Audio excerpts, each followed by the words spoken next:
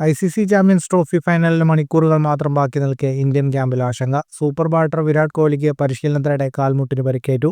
ശനിയാഴ്ച നെറ്റ്സിൽ പേസർമാരെ നേരിടുന്നതിനിടെ പന്ത് താരത്തിന്റെ കാൽമുട്ടിലായിട്ടാണ് പരിക്കേറ്റത്. പിന്നാലെ ടീം ഫിസിയോയും സംഘവും എത്തി താരത്തെ പരിശോധിച്ചു. പന്ത് തട്ടിയ ഭാഗത്ത് പെയിൻ കില്ലർ സ്പ്രേ അടിക്കുകയും ബാൻഡേജ് ഉപയോഗിച്ച് കെട്ടിയതായും റിപ്പോർട്ടിൽ പറയുന്നു.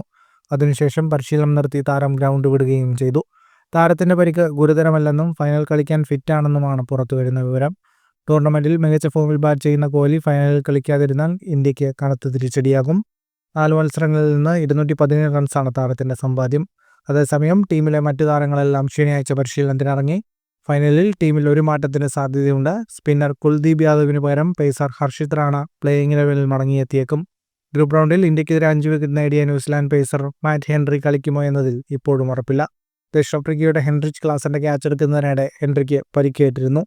ദുബായിൽ നടന്ന ഗ്രൂപ്പ് മത്സരത്തിൽ താരത്തിന് 5 വിക്കറ്റ് പ്രകടനമാണ് ഇന്ത്യയുടെ സ്കോർ 249 റൺസ് ഒതുക്കിയത്. അതുകൊണ്ട് തന്നെ താരത്തിന്റെ അസാന്നിധ്യം ഫൈനലിൽ ഇന്ത്യക്ക് വലിയ ആശ്വാസമേകും. കൂടുതൽ ക്രിക്കറ്റ് വാർത്തകൾക്കായി ചാനൽ സബ്സ്ക്രൈബ് ചെയ്യൂ.